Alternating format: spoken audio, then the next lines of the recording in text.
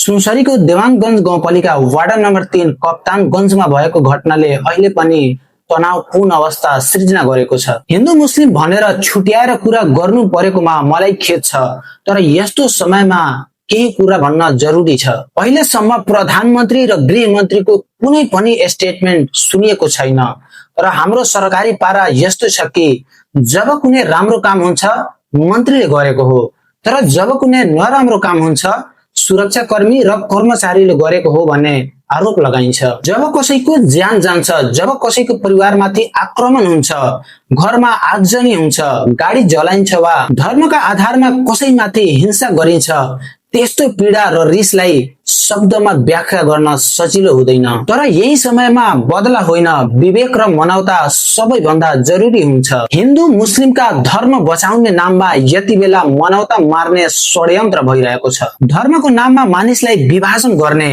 र एक अर्का विरुद्ध उक्साउने प्रयास नयाँ होइन। यस्तो घटनाको पछाडि धेरै जसो राजनीतिक स्वार्थ र समाजलाई टुक्र्याउने सोच लुकेको हुन्छ। त्यसैले हामी सबैले सचेत हुन आवश्यक छ। यति बेला केवल सरकार र सुरक्षा निकायले मात्र सबै कुरा समाधान गर्न सक्दैन, समाजका हरेक नागरिकको उत्तिकै जिम्मेवारी हुन्छ। अहिले यति बेला सडकमा सेना खटिएको छ, खास यति बेला हामी नागरिक खटिनु पर्छ। हामी भगवा झण्डा र हरियो झण्डाको पछाडि नलागौं।